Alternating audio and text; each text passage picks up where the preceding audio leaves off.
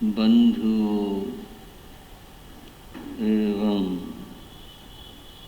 श्रद्धाशील बाहर, आज बड़े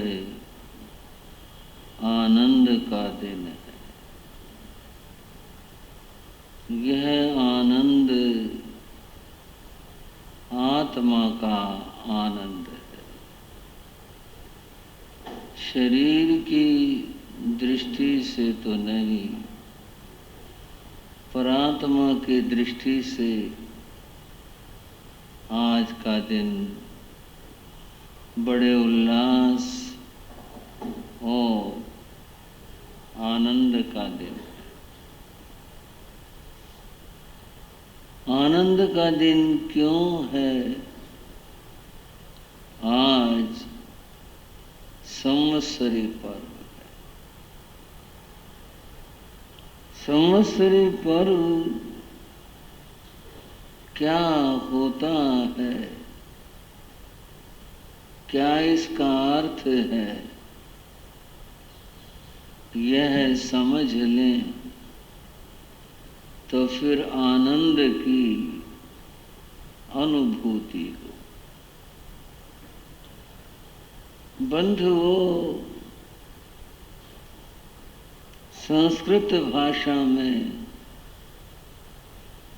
वर्ष के लिए 3 शब्द हैं। संवत, वत्सर और वर्ष। समझना, कुछ आपके सामने कुछ रख रहा, जिसको उर्दू में साल कहते हैं, अंग्रेजी में ईयर कहते हैं, हिंदी और संस्कृत में उसके 3 नाम हैं।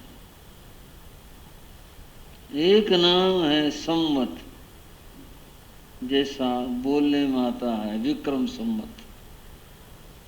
विक्रम तो एक राजा का नाम है, संवत वर्ष का नाम है। दूसरा शब्द है वत्सर,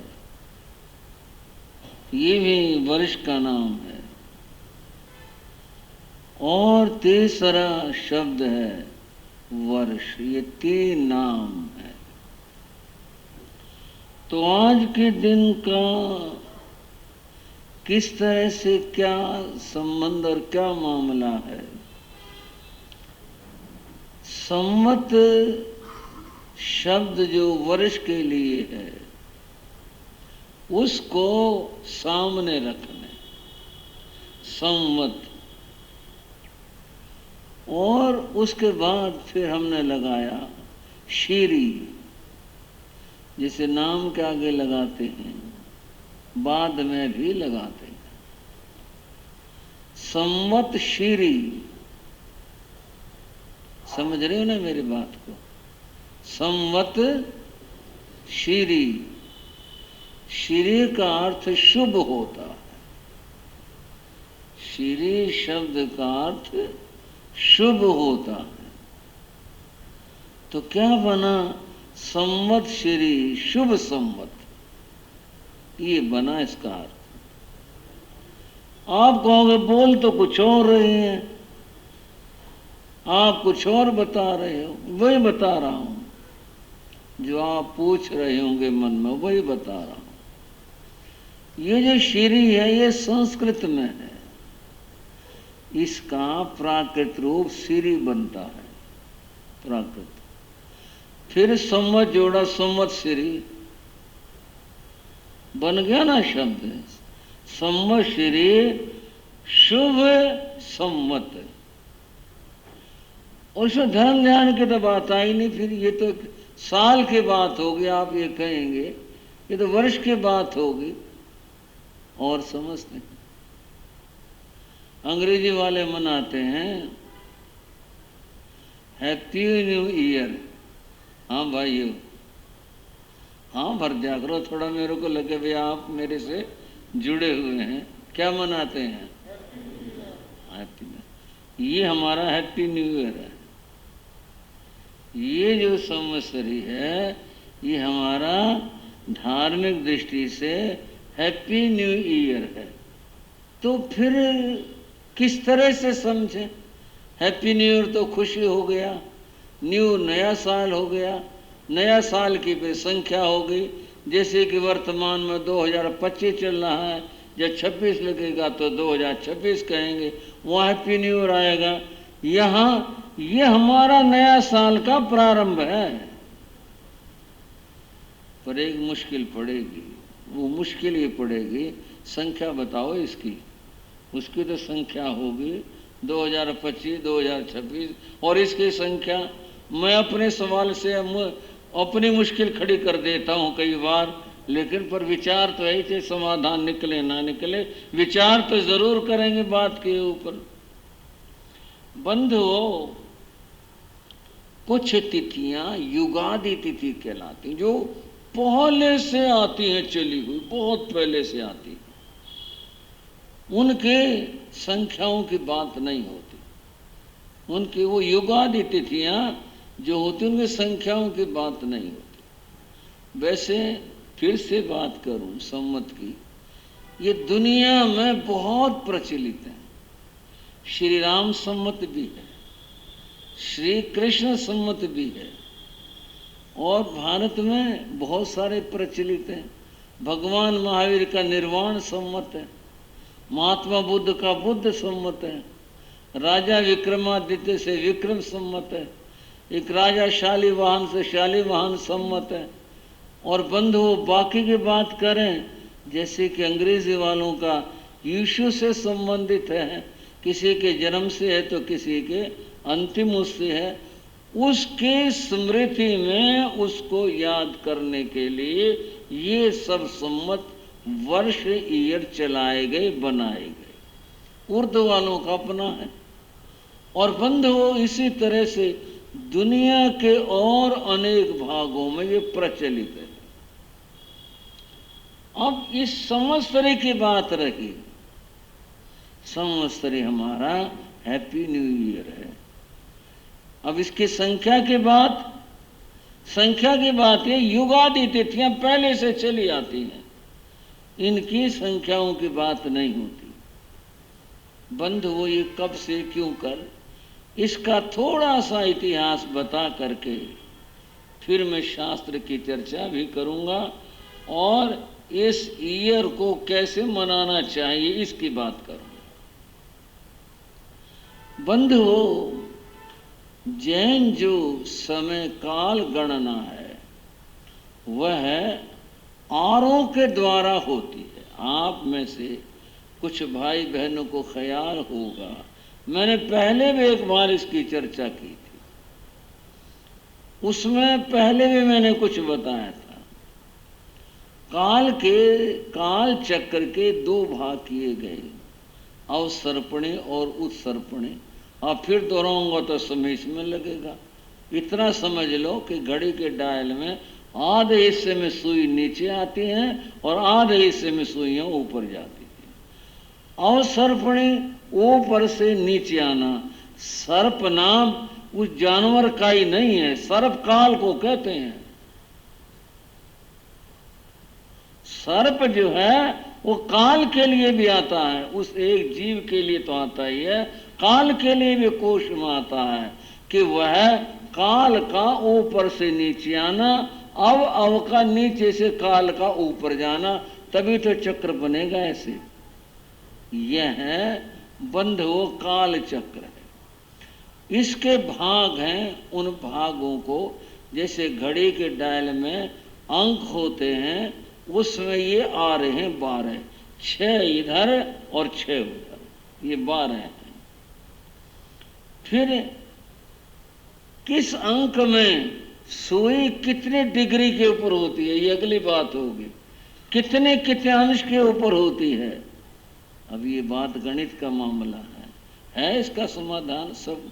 वहां सुई होगी तो कितनी डिग्री पर होगी, वहां होगी तो कितने होगी। जिस समय 12 के ऊपर होती है उस समय बंधुओं मध्य में होती है, उसको लंब कहते हैं, उस स्थिति में होती है। अब हम बात आरों की करते हैं, इससे इस आरे में इतना समय, इससे इस आरे में इतने डिग्री इतना समय, यहाँ इतना समय। वर्तमान में जो चल रहा है वह कौन सारा चल रहा है के बात, और कोई बोला नहीं, 5वां आरा चल रहा है। इसका जो कालमान है वह 21,000 वर्ष है। फिर इसके बाद छठा आरा होगा, उसका भी कालमान इतना ही है। छठे के बाद फिर छठा होगा, उसका भी कालमान इतना है। फिर 5वां होगा, उसका भी कालमान इतना है। उसके बाद 4, 3, 2 इस तरह अब ऊपर को चलेगा, फिर उधर को चलेगा। बात थोड़ा संक्षेप करते हैं और समझने की कोशिश करते हैं। वो यह है कि यह जो काल चल रहा, 5वां आरा चल रहा है, इस 5वें आरे के अंदर संसार में दुख है, छठे आरे में दुख ही दुख है। जिस समय छठा आरा होता है वह घोर कलयुग होता है। बात समझने के बताने जा रहा हूं, समझ लेना, मौका है। बंधुओं, मैं ऐसा नहीं करा, आप नहीं जानते होंगे, फिर भी एक पाठ को दोहरा लो और बात को समझ लो। छठा आरा घोर कलयुग होता है। उस समय विश्व मानव जाति की सारी बहुत ही ऐसी स्थिति में चली जाती है, समय के प्रभाव से, कर्म के प्रभाव से, जो बहुत दुखदायी होता है। जब छठा आरा व्यतीत हो जाता है, फिर उसके बाद में छठा आरा लगता है। छठा आरा बीतने के बाद में फिर दुनिया में परिवर्तन आते हैं। कुछ परिवर्तन मनुष्य के द्वारा लाए जाते हैं, कुछ परिवर्तन प्रकृति से आते हैं। वो जो प्रकृति के परिवर्तन हैं, उन प्रकृति के परिवर्तनों में कैसे और क्या होता है। छठे आरे में बहुत भीषण गर्मी होती है, ताप होता है, धरती तपती है, और मनुष्यों की जीवन उपयोगी उनकी देह सब चीज अवमूल्यन घट जाती है, बहुत घट जाती है। देह का मान भी घट जाता है, और उत्पत्ति वनस्पति सब घट जाती हैं। आदमी पशु जैसी स्थिति में पहुंच जाता है, यहाँ तक कि बिलों में रहने लगता है, ऐसी स्थिति को जीता है। अज्ञान होता है, और उस अज्ञान में, उस अवस्था के अंदर मनुष्य मांसाहारी होता है और पाप की राह चलने वाला होता है। ये स्थिति होती है। परिवर्तन आए प्रकृति से। कैसे परिवर्तन आए, उदाहरण के लिए समझाने के लिए, पीछे खूब गर्मी पड़ रही थी, परिवर्तन आया। किससे आया? प्रकृति से आया। आदमी के बुलाने से तो आया नहीं, प्रकृति से आया। बरसातें आई तो हमने कहा भाई वर्षा का मौसम आ गया, बदल गया। इतनी गर्मी थी, उसमें परिवर्तन आ गया, और सब कुछ हरा भरा जो भी कुछ है उसके लिए क्या कहूँ, इतना परिवर्तन आ गया। और समय सरकेगा, परिवर्तन प्रकृति का आएगा, सर्दियाँ शुरू हो जाएंगी, और यूं ये चक्र ऋतुओं का प्रकृति से चलता रहता है। वो जो छठा आ रहा है उसके समाप्त होते होते कुछ परिवर्तन आते हैं, प्रकृति से आते हैं। जैसे अब परिवर्तन वर्षा से आया, तब भी वर्षा से आता है। और ज्ञानियों ने बताया कि उस समय में वो कुछ विशेष तरह की बारिशें होती, पुष्कर नाम का मेघ बरसता है। संज्ञा तो हमने दे दी, इसलिए दे दी कि बहुत प्रबल बारिश होती है, और वो जो धरती तप रही होती है, जल रही होती है, बुरी स्थिति होती है, उसमें परिवर्तन आता है। इसी तरह क्षीर ऐसा उत्तम जल होता है उसका, जिससे पृथ्वी का ताप और भी शांत होता है, रसों की उत्पत्ति होती है। घृत रूप, अमृत रूप और रस रूप, इस तरह से कुछ ऐसी वर्षाएं होती हैं जिससे कि धरती के अंदर गुणवत्ता आती है, और फिर धरती हरी भरी हो जाती है। 7-7 दिन के अंतर से ये परिवर्तन आते हैं और फिर इस तरह के वर्षाओं से धरती में परिवर्तन आता है। जो लोग, अब सुन लो बात को, जो मैं समझाने और कहने जा रहा था वो बताने जा रहा हूँ। उस समय धरती हरी भरी हो जाती है इन वर्षाओं के कारण से। 7-7 दिन करके 49 दिन बीत जाते हैं। 7-7 करके 49 दिन व्यतीत हो जाते हैं। धरती हरी भरी हो जाती है, वनस्पति उग जाती हैं, चारों ओर बहुत अच्छा वातावरण सुखद हो जाता है। और मनुष्य जो अपना जीवन बिलों में बिताया करता था वो बाहर निकल करके देखता, और ये क्या। उन मनुष्यों ने पहली बार तब, और मैं युगादि की बात कर रहा हूँ, युगों की बात कर रहा हूँ, तब उसने वनस्पति का प्रयोग करके देखा और मनुष्यों में से एक विचार का अंकुर फूटा। बोले हम तो आज तक जो खाते रहे गंदगी खाते रहे, बहुत गंदा और भ्रष्ट खाना खाते रहे, ये तो बड़ा उत्तम है, बड़ा श्रेष्ठ है। तब उन मनुष्यों ने, वो उनका 50वां दिन था, 49 के दिन कौन सा दिन था, 50वां दिन था। तब उन्होंने कहा आज के बाद हम मांस नहीं खाएंगे, हम ये गंदगी नहीं खाएंगे। उन मनुष्यों ने ये कहा, परस्पर में विचार किया, बोले हम ये वनस्पति का प्रयोग करेंगे। उस दिन आदमी शाकाहारी बना था। वो धरती का क्रांति का पहला दिन था। वो दिन था जब श्रावण प्रतिपदा से प्रारंभ होकर के बंद हुआ और 49 दिन बीतने के बाद में मनुष्यों ने मिल करके ये प्रतिज्ञा की थी अब हम शाकाहारी बनेंगे। वो अहिंसा दिवस था, वो मनुष्यों का क्रांतिकारी दिन था, शाकाहारी दिन था।